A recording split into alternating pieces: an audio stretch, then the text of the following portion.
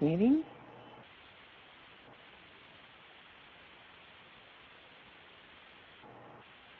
All right. Well, we would like to welcome everyone to our talk, Food Addiction by Design, and this is something that is real near and dear to Carol's and my heart. This is something that came out of our own quest, if you will, for finding out why was it difficult for us to stay on some programs, especially the ones that we love to use through Shackley, when we know that they're good, they're simple, and people were getting results. What was wrong with us, if you will? And I specifically was praying about it, saying, Lord, I'm just having a hard time here, and I don't know quite why. And will you help me? Of course, God always answers prayer. And he started bringing across my path some of this information that we're going to share with you tonight. And why it's so important is, like we say here on the title slide, this is how big food companies are literally getting you hooked. And it's not a fair fight. And this is a lot like going into the movies and you don't know that they have put subliminal messaging in the movie. And because you don't know it, you have no resistance to it. And so you could actually be being programmed against your values. Well, if you knew that that was happening, you would get up and you would leave the theater. You might not even buy a ticket to see that movie in the first place. And so what we're going to be talking about tonight is a lot of what big food companies do to get you hooked and what you can do to fight back. Okay, and of course, all right, there we go. So are you hooked? The obesity epidemic is real. And I think a lot of times when we think of epidemic, I know when I think of epidemic, I think of something like a viral or a bacterial infection or something that is outside of our control. And obesity is a behavioral disease, if you will. There is some genetic components or genetic tendencies, but the bottom line is it's a behavioral issue. And the epidemic is real. There is a science to food addiction. And I think that a lot of times in an age where we can't always trust the information that we're getting, sometimes it's trumped up just to make somebody money or because somebody in one industry wants to attack another one, again, maybe for money.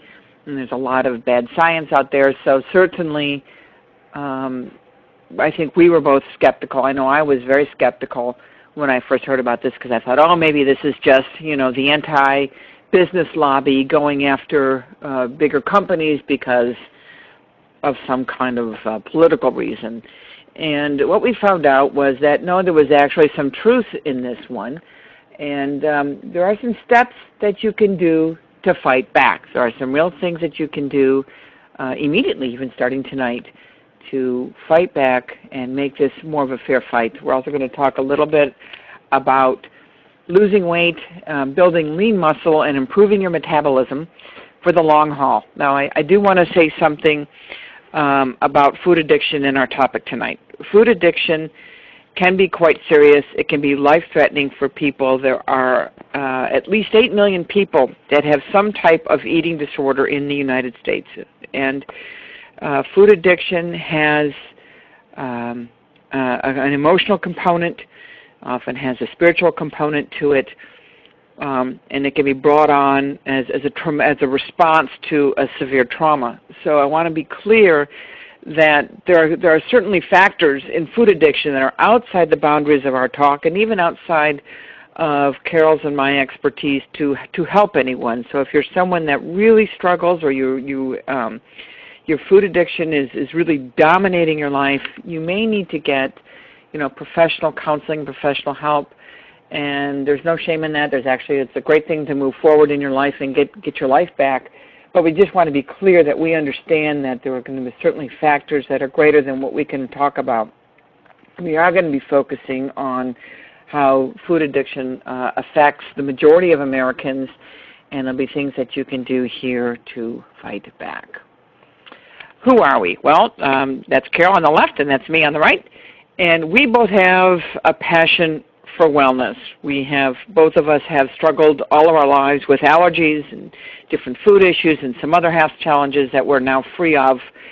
and we have a passion to help set other people free from chronic health issues. And for both of us, this is a business. We also have a passion about helping people to discover financial options and financial choices for themselves that are outside standard corporate employment. We also have, as we like to say, been there, done that. We have both tried a lot of different things over our lives. And so a lot of what we're going to be talking about tonight is what we call being real, out of our shared experiences and not out of some kind of theory that we read about and would like to tell everybody about. We are both Shaklee independent distributors and Shaklee 180 specialists, and that's part of our passion as well. The obesity epidemic, like I said earlier, is it's a real thing. Children nowadays enter adulthood 12 pounds heavier than what their parents did. So there's been a real spike in obesity rates in the last 30 or 40 years. Now people will say to me, well, Karen, there's always been overweight people. I mean, come on, this is part of this Trump up. And no, it's really not. There is a marked difference demographically. 1 in 3 people are now obese. And obese means a body mass index of over 30. And there's more that are extremely obese. Childhood obesity has tripled since 1980. Now, we're not talking here merely about screen time. We're not saying certainly that kids aren't getting enough exercise. There's something even beyond the fact that kids aren't playing out as much. There's something very different about how they're eating and what they're eating, and the fact that young children are now being diagnosed with type 2 adult onset diabetes. As you know, the obesity epidemic is so bad it's even affecting our pets when you can go into the store and see weight loss food for dogs, all right? 1 in 2 face chronic weight-related illnesses that can be anything from osteoarthritis, heart disease, digestive disease, the complications of being overweight can actually be quite serious. There are weight-related illnesses cost our economy $117 billion per year, and that little arrow on the right means that's going up every year. And sadly, we have over 300,000 people per year that die prematurely that don't have to die. I mean, even losing 15 pounds can add 5 years to your life. So you can imagine if somebody's 50 or 100 pounds, or a lot of people are 200 pounds overweight, what that is doing to them long term. And this is what the obesity epidemic looks like. On the top left, we have 1 out of 2 Americans are overweight, and you see those 2 women on carts, and it's because they can't walk anymore because their weight is too big. 1 out of 3 Americans is extremely obese.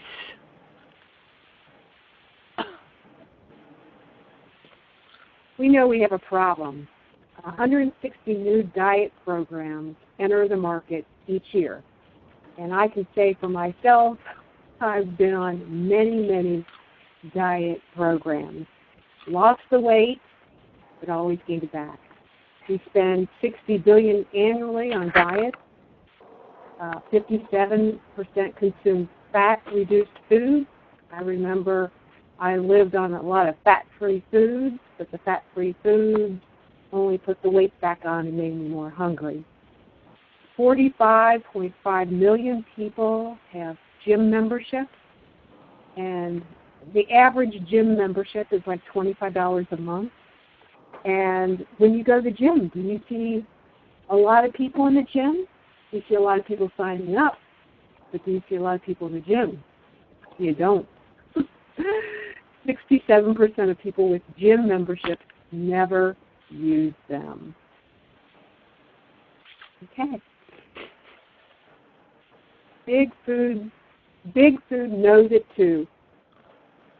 Becky Pillsbury's chief technical officer was engaged in conversation with a group of food science experts who are painting an increasingly grim picture of the public's ability to cope with the industry's formulations, from the body's fragile controls on overeating to the hidden power of some processed foods to make people feel hungrier still.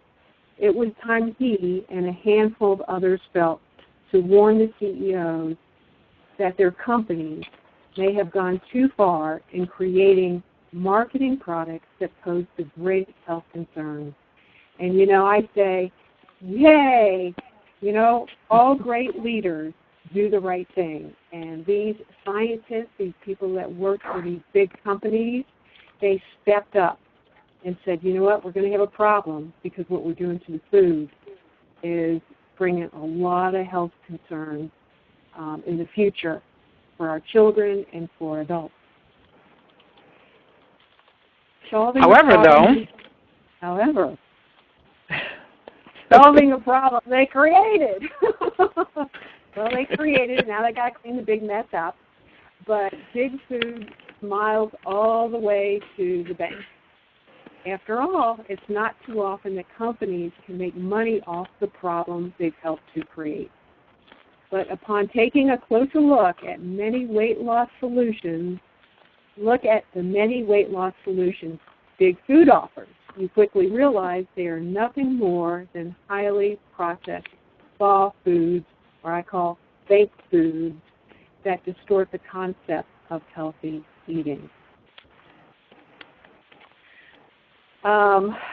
I don't know if you can see the picture of the Slim Fast right there, but I urge you when you're in the grocery store, just take a look at the ingredients because you're really going to be surprised. You can't even pronounce half of them. Okay, take a look at these pictures. If you're just listening, I'm just going to describe them. There's a gal that's sitting on the sofa, and she's watching TV. And what she sees is a fun commercial come on. And it's a fun, happy commercial, and they're showing colorful boxes of Lucky Charms and other cereals. And so what happens is she goes to the grocery store, she's reminded of what she saw on TV, and she sees aisle after aisle of processed foods and packaged foods. And Karen and I always suggest for when you do go grocery shopping, kind of stay on the outside skirts of the grocery store because that's where your whole foods and your healthy foods are going to be. And then the last picture that Karen put up there, it's either a husband or wife or a girlfriend and boyfriend, and they're sitting at a counter, and you can view their backside, and they're clearly obese. So, you know, TV talks to us. They plant the seed when we're just sitting on the couch relaxing. Before you know it, you're buying up all these products that are not good for you. But here's the food from Big Food's point of view. It's really a formula. And I think far more powerful than the advertising. The advertising, like Carol said, is a big deal. It gets you in there and it's implanted in your mind, and most of everything's processed in the store. I mean, you almost can't avoid processed food. But this is how Big Food sees it. It is merely a formula of salt, fat, and sugar combined with the way it feels in your mouth, and it is designed to addict you. These guys, in some ways, these companies in some ways are no different than drug pushers. They're not creating foods that are merely good to eat. They're certainly, nutrition is not really a focus for them. Their goal is completely different. It's repeat business. And what I've got here on the next couple of slides are some of the qualities that are industry qualities that they're looking for. This first one is more-ishness.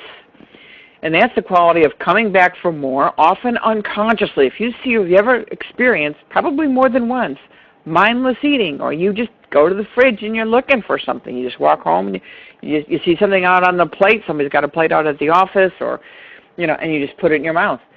And you're not even thinking about it and you're doing it. Now, of course, all of us do that once in a while. But this is a habit that these food companies really want you to have.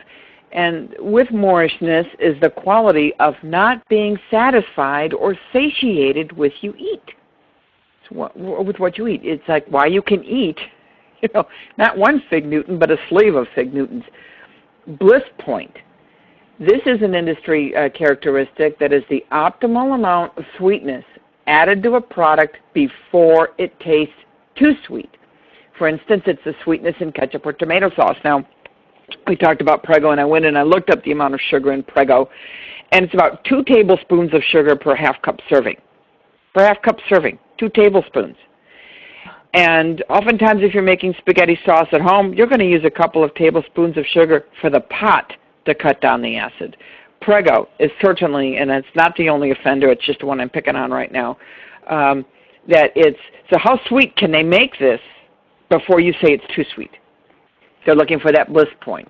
They're looking for the right amount of burn in some of these foods, especially notice how many foods are spicy, because when you eat something spicy, it actually creates a low-level pain which forces your brain to release endorphins to quell the pain, and that increases pleasure. That's why sometimes chili is comfort food. But they're doing it deliberately. Crunch, it's the physical force required to bite into a food, and I think of those, remember those baked crunchy Cheetos? I used to love those. And just how it's a very satisfying crunch. They actually measure the amount of pleasure that you hear in your inner ear when you're chewing them, and it's the sound produced by the chewing. Now, the crunch affects how fresh food is perceived to be. So it's how crunchy is it regardless of whether it's fresh or stale. Along with repeat business, they're looking for flavor trail, and that is the sensory message, whether the quick fading aftertaste that's meant to stimulate the senses and enhance more-ishness. Diet pop drinks or diet soda are often formulated this way. This is the idea. If you'll notice, next time you're eating some junk food or any kind of food that's processed, notice how quickly you experience a lot of taste in the front end and almost none on the back end. And in order to make that taste feel filling, you've got that next spoonful. In fact, if you'll notice, that next spoonful is going in very quickly. There's almost no time in between. Mouthfeel. This is specifically the way fat will melt in your mouth and how the food flavors are going to spread throughout your mouth. Vanishing caloric density. This is the term associated with foods that quickly melt in the mouth, like Cheez-Its. In other words, this tricks the brain into thinking it has not consumed calories. This is specifically something they're going for to override your body's natural appetite suppressant, the actual hormones that you have. They're looking to so that you just can keep eating this stuff and you are not aware of how much you've eaten. Multiple flavors. Now these are combinations not found in nature. So it would be an example would be like chocolate chipotle something, and this is like fusion cooking. Combination flavors are far more interesting to us than a simple food. However, and that's not a bad thing, but these are designed, again, to go all into that, back into that idea of moorishness and this vanishing caloric density, so that you want to eat more and more and more. You go look at processed foods and notice how many layers of flavor. I mean, how many of you guys get addicted to plain chicken breast? Probably no one, and I don't know of anybody that's really addicted to baby carrots. But put those on a bunch of different flavored dips, and we've got a completely different thing. Okay, Big Food's goal. They want repeat business. And you take a look at this picture of this woman. She's got a straw going up to her nose, and she's got a plate full of powdered sugar. And she just can't get enough of that sugar. It's like cocaine.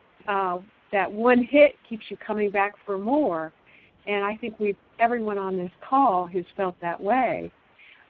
Food companies, they just know the right combination of sugar, salt, and fat to put in their products. And they know how your brain's going to react. And it's like a narcotic. You just want to keep going back for more and more. And we were talking about the breakfast foods on the commercial earlier. They make it look like fun. So they always have these commercials that food and fun is connected. And it can be. Food and fun food can be fun, but you don't have to eat this kind of food that we're talking about this evening. What's interesting is serving sizes established by the FDA in the 1990s are based on dietary studies in the 1970s and not reflective of how people really eat. Translation, you're eating far more calories than you think. I don't think way back in the 1970s they had supersized me, right? Right. And can I just follow up on something you said really quickly about sugar is like cocaine. They actually will have people in MRI machines when they're formulating food flavor combinations to watch your brain for brain activity. They're not just having people, taste testing in a room saying, oh yeah, this is good, I like this one. They are literally looking for that, and what they're looking to do, one of the things that high sugar, high fat will do is it actually increases dopamine. It's a neurotransmitter in your brain, and you do not get used to that level of dopamine. So you get habituated to it. You don't feel it anymore, and that's part of the addiction cycle. Incidentally, I think Wellbutrin is an antidepressant that works on dopamine, and so does tobacco. So when Carol says sugar's like cocaine, there's actually a scientific connection to sugar and the food centers of your brain.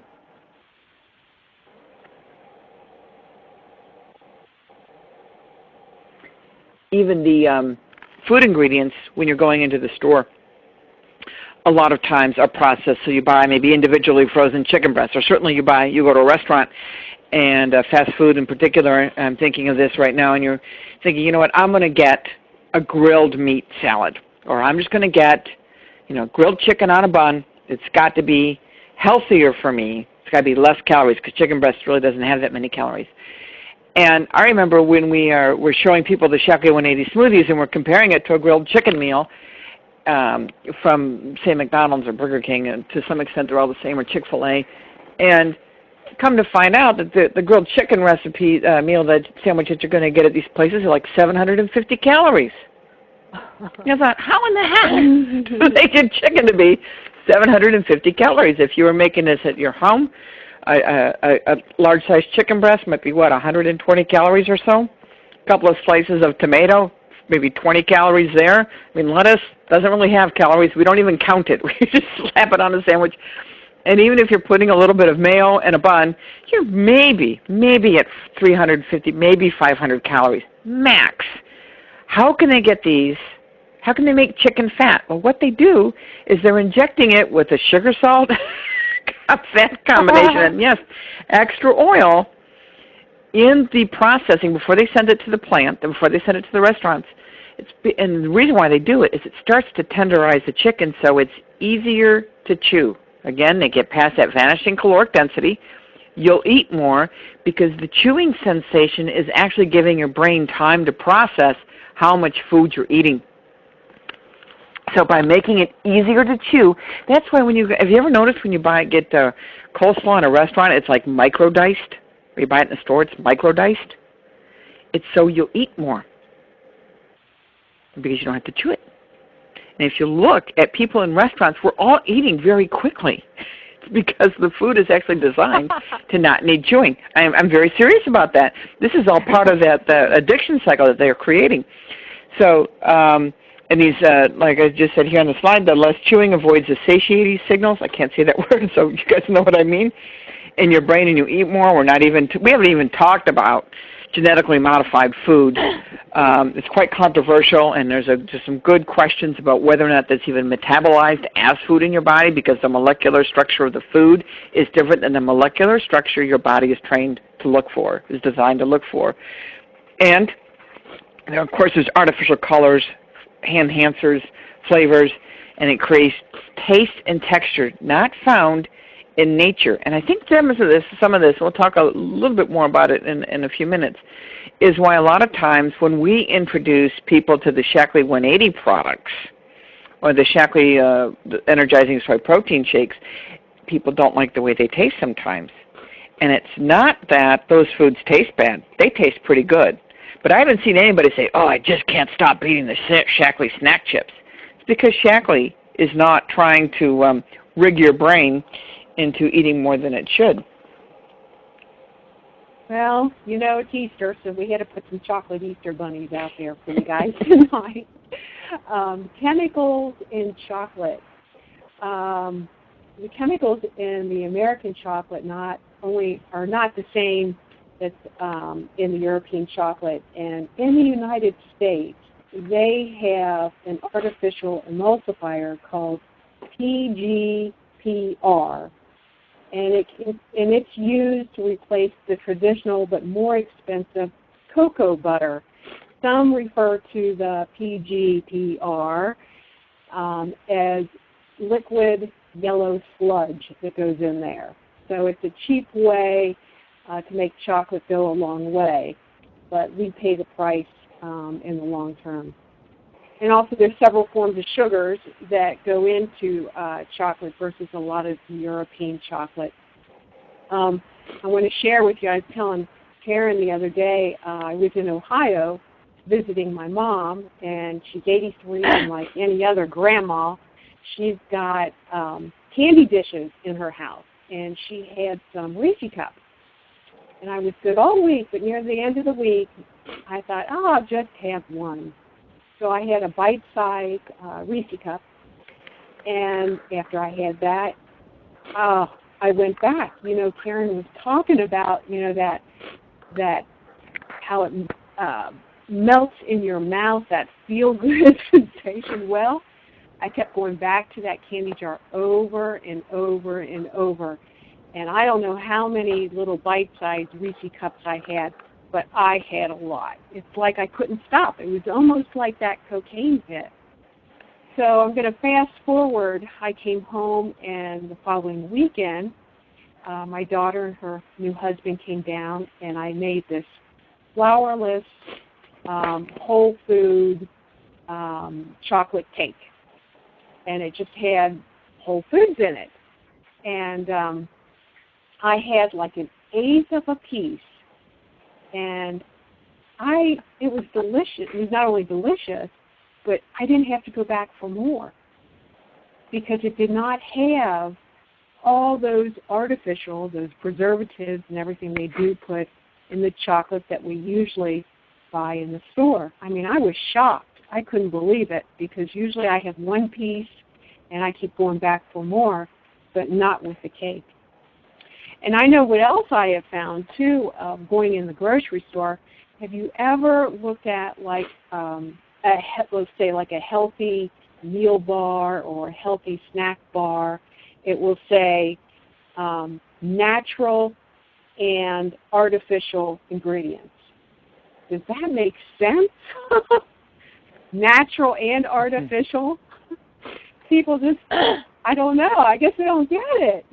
But so it pays to read the ingredients when you go out.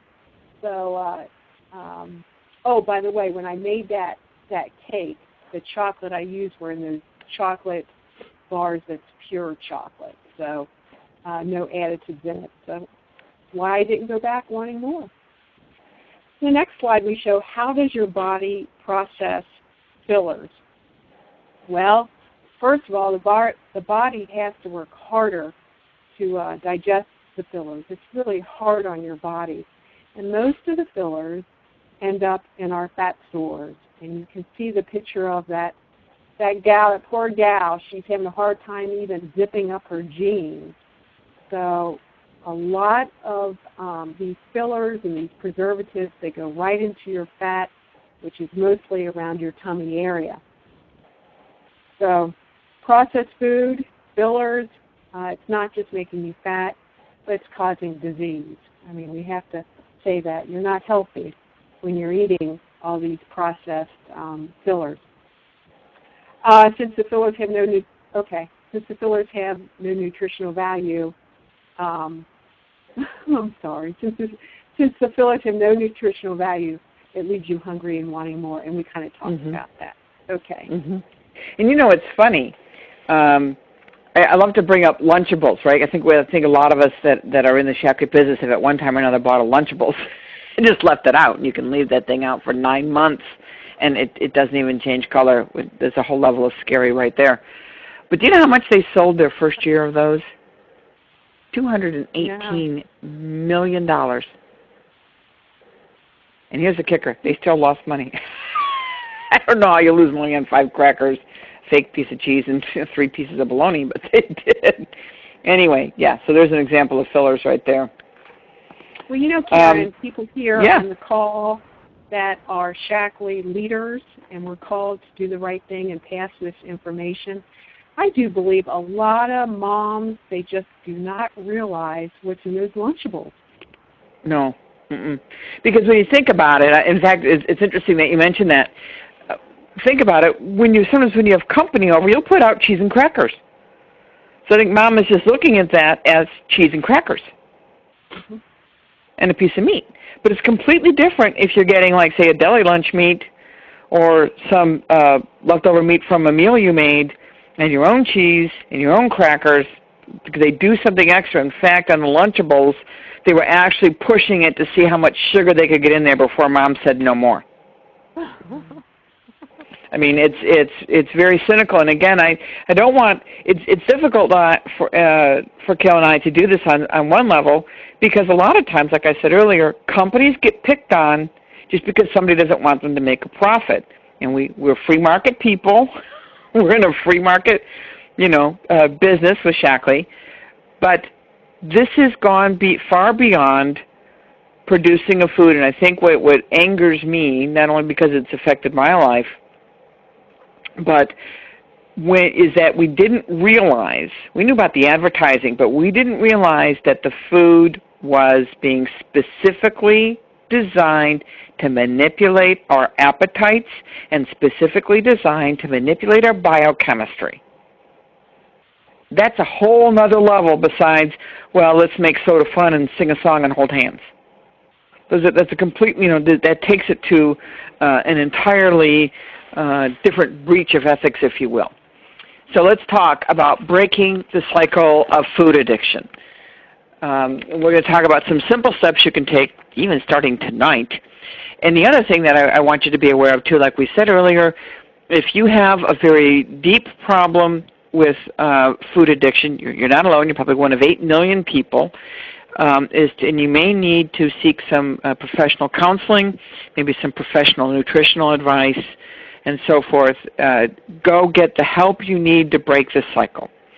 But there's some steps that a lot of us can take, and that is, in a matter of a few days, we can begin a life of freedom from food cravings and the lure of big food. First off is to hydrate.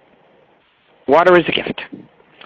And to drink no less than 8 8-ounce glasses of water. You want to flush the toxins out of your system, and you want to stay hydrated. A lot of times hunger is really just thirst, but you really want to stay well hydrated. And this means, by the way, no Crystal Light. Crystal Light is big food. Crystal Light is a combination of artificial chemicals thrown into stuff to make it taste good. If you want to put something in your water, and no juice, because if you put juice in the water, it's not water anymore, it's a juice thing. You can squeeze fresh lemon or fresh lime, which is Carol's favorite, in your water, and those will actually help detoxify a little bit, and also flush out your taste buds.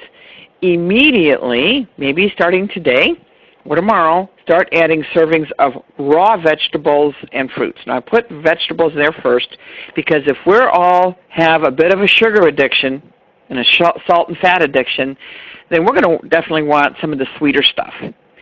And it's real tempting because fruits are yummy, and certainly the sugar that's naturally occurring in fruits is certainly different than the sugar in, say, a Dove candy bar or some other kind of food you might add.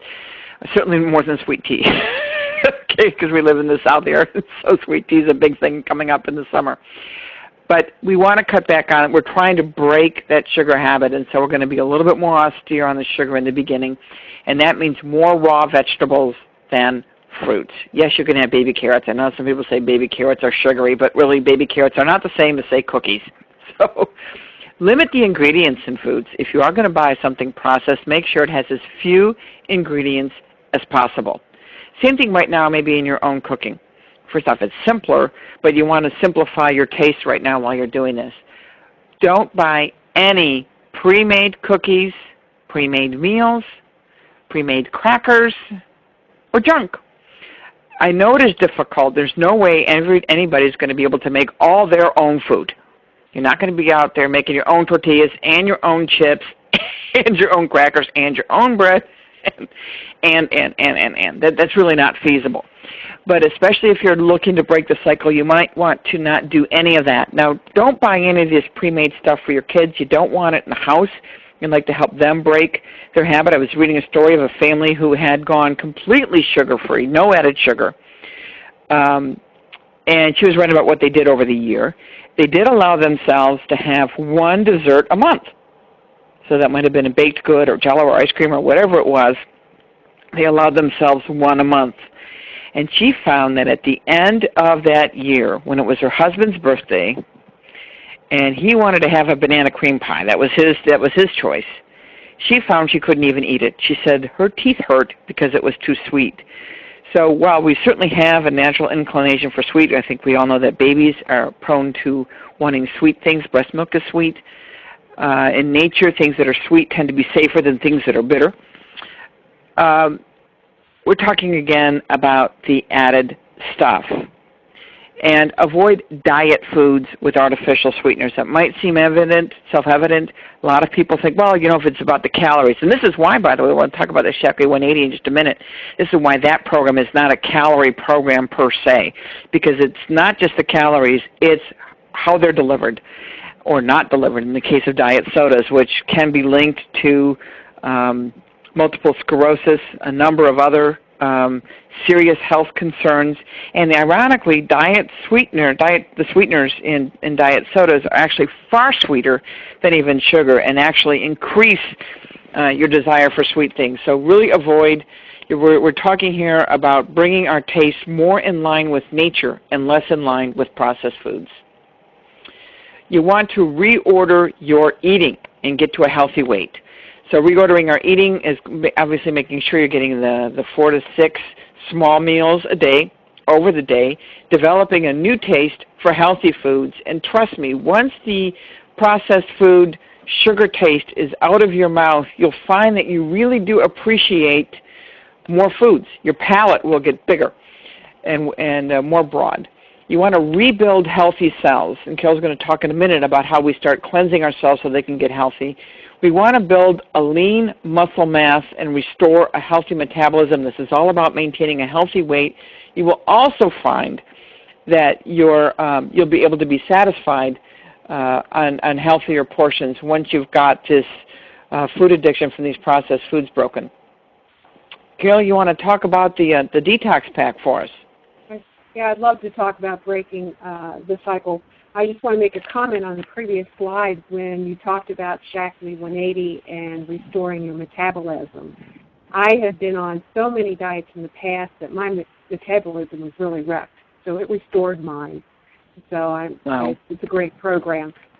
Okay, so step 1 is to cleanse and prepare your body. And we're featuring 4 products here, the alfalfa, the Herblax, Optiflora, and DTX. And the first thing I really want to mention, because there are going to be people probably that will listen to this podcast later on, is the Shaklee difference. There is no artificial flavors, sweeteners, colors, or preservatives that are added to our products. And that's something we're very, very proud of. So you never have to worry about anything that can harm your health when you take a Shaklee product. The first product is alfalfa, and alfalfa is actually grown in California, and there are no fungicides on it or synthetic hormones that a lot of other companies put on their plants, so it's very safe. It's really good for reduced fluid retention. It has chlorophyll in it, so it's a natural body cleanser. A lot of people that have gotten on alfalfa, they can tell a difference in their body odor. It leaves people that have smelly feet no longer have smelly feet. People that have bad breath have taken alfalfa in the bad breath, and now their breath is just fresh. So with Shaklee products, there's always a lot of benefits in just one single product. But alfalfa is a great body cleanser. And then we have the liver detox. And this is a great product.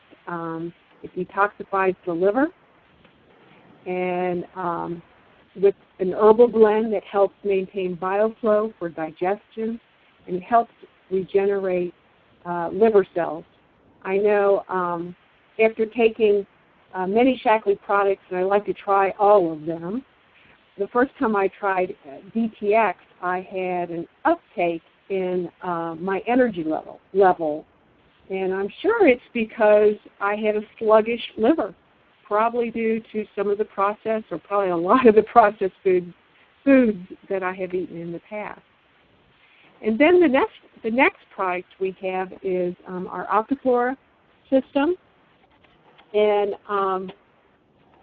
digestive health is so important, and to keep your digestive system on track, every cell, tissue, and organ in your body depends on healthy digestion. So that's where Octaflora comes in. It's a great product. And Herblax, it encourages myocleansing.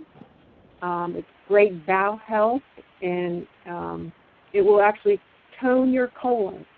It's not like a laxative that you would buy over the counter. So these are the 4 products that we suggest.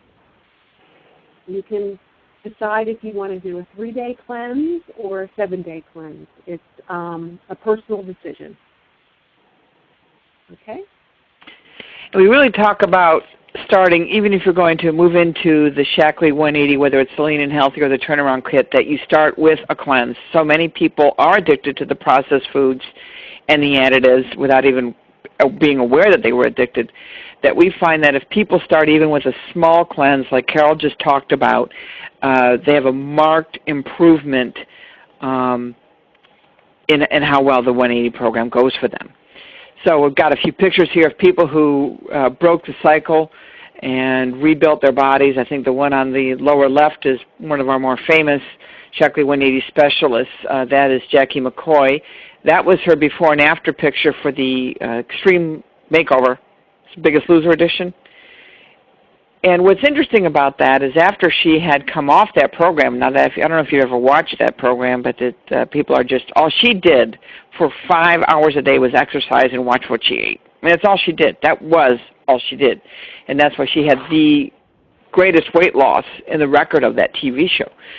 Unfortunately, she put about 100 pounds back, I think within a year or so after being on that program. And her mother said, please use the 180. And so she did, and now she's, after struggling also with infertility for many years, has just gotten the joyful news that she's having her first baby. So that's, but you can just see right there the difference that even a healthy diet made for her. So let's talk about why you might want to use Shaklee 180 to rebuild your health and rebuild a healthy, lean body. And that's because Shaklee uses vegetable protein instead of meat protein, especially for middle-aged people. Too much meat protein can actually activate cancer cells. So you want a lot of your protein to come from vegetable sources, and Shaklee uses non-GMO vegetable soy protein, which is extremely healthy. Healthy snack foods are part of that satisfy are part of the program, and that's the snack bars and the snack chips. You also use foods found in the produce section of the grocery store. But you'll notice that when with the Shaklee 180, we're not telling you to go buy prepackaged foods. In fact, Carol and I, when we were working on putting on the final touches for this program today, we just had some fun around the computers, and we looked up who owned Jenny Craig. And Carol, who owned Jenny Craig? Nestle. Yeah, Nestle's owned Jenny Craig. Nestle has also owned Lean Cuisine and Power Bars. Yes, Nestle's a candy bar and coffee maker. They just sold off Jenny Craig, by the way, to be bought by Curves so they could put all their brands under one roof, the company that owns Curves. So you look at these companies, and they're really, like we talked about a few slides ago, create the problem of overweight, and then they market the products you're going to buy. I'm not thinking they changed the formulations a whole lot. Now I'm trying to use it, because that's like crazy making right there. We want to balance the blood sugar. In addition to the way these foods are circumventing your own natural processes in terms of recognizing how much you've eaten and feeling satisfied, they can, because they're not well balanced, your blood sugar gets out of whack, and that sets its own level of cravings. So you're kind of fighting cravings on two levels. And with the Shaklee 180, that's going to balance your blood sugar. It's going to help you break the cycle of food addiction to these processed foods. And that's going to be, so you're going to be much more satisfied with healthy portion sizes. You'll be able to look at regular portion sizes. We've been all taught in the United States especially to see big sizes as normal. And what's interesting is at my house, we just had a guest stay with us for a week from Germany, and she says, one thing I love about America is everything is big. And she couldn't believe how much food we just would normally put out on people's plates, especially in a restaurant. So with this program, you're going to be satisfied on healthy weight maintenance portions, genuinely satisfied. I always used to I don't want to say make fun, but I would feel frustrated with people who would eat half a sandwich and go, oh, hi, I'm stuffed to the rafters. Really? And a half sandwich? Oh, come on. Well, you can see my cynicism creeping through. The Shaklee 180 is a very simple system to reorient your eating and your lifestyle. It is two yummy, high-protein, balanced, with good carbs and a little bit of fats and oil. You do need some of these things. It's just in the right combination for your health as opposed to a combination designed to addict you. There's a different, I joke with people, this is why the smoothies aren't addicting. It's because they're not designed to get you addicted. They're designed to get you healthy. They're two different goals. So it's a great program to reorient your eating and your lifestyle. It's also going to build lean muscle mass. In fact, we had a person, Roger Barnett at one of the conventions was sharing this story. She only had to lose about 5 pounds, but she lost 9 inches. And that's because the Shaklee 180 program is going to help you build lean muscle mass. That's key in maintaining weight. And don't forget, your heart's a muscle. So you want that heart to be strong muscle as much as possible. It's got to last your whole life. We want that to last for a lot of years. So it's great for building lean muscle mass and restoring a healthy metabolism. You just heard Carol talk about how the 180 actually healed and balanced her metabolism. I like to tell people that this is restoring the metabolism that you had, kind of like when you were a teenager when you could eat a lot more and not pay the consequences. So the Shaklee 180 program is fabulous for restoring a healthy metabolic rate for you. And to get started, you can join for free if you get the 180 kit. It's a free membership. There's some other free benefits right now. So make sure that you get with the person who, at the time of this program was being recorded, we had a couple of free programs. That cleansing kit that Carol just showed you also will get you a free gift when you join. So we do want you to make sure that your Shaklee person is keeping you apprised of those things. And the Shaklee 180 kit comes with a lot of tools that even includes it includes trademark Shaklee 180 interval workouts, which you can do in 15 minutes, and they will burn 350 calories, and they are free. Now, you can get these workouts elsewhere online in membership programs that cost $25 to $50 a month. That's a tremendous value that Shaklee is giving you in the turnaround kit. It's fantastic. There's a lot of tools to get the supplies. There's the app to track your eating, and even when you enter the ingredients in a recipe, that app will tell you how many calories per serving right away. It's just a fabulous, fabulous program, a lot of food value for your money, because we want you to win the battle and have your own happily after. So do contact the person who told you about this webinar. Get back with them. They will help you choose a program that's the best for you. Make sure you enter the Shaklee 180 Healthy Competition. You can win prizes. You can win trips to San Francisco, maybe even Paris, and a new wardrobe.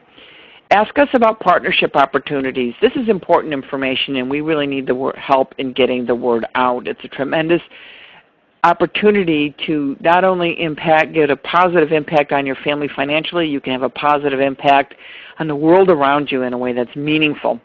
And make sure you join us every Monday night at 8:30 p.m. Eastern. We have a 30-minute Make It Stick call. The purpose of that is to help people stay on track and to help us remember. A lot of times we forget why we're doing this, or we forget about things. And so that 30-minute call was designed to be quick, because we're all busy, but to stay in touch. And plus, you'll get a lot of personal support and assistance, not only from the various Shakti 180 Facebook groups that have been set up, but we have a special group that's a secret group, which means it stays very private. It's by invitation only for our Carol's and my Shakti customers. So we're going to give you a lot of personal attention that way, because we want you to win the battle and have a happily ever after and break the cycle of food addiction. And once again, make it a fair fight. So we want to thank you for joining us tonight. We hope that this has been helpful for you. And if you have any questions, I guess we can open the floor right now. If anybody on the call has a couple of questions, we can take a few before we wrap up.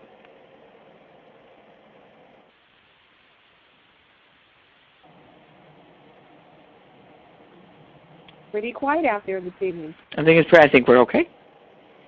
Right. Okay. If you can think of something later, email Carol or myself. And thank you again for joining us. And please do share. We're going to share everybody that was registered for this event. You'll get a replay of it. And please help us spread the word. Thank you so much, everybody. Stay healthy and have a great night. Have a good week. Bye-bye. Have a good week.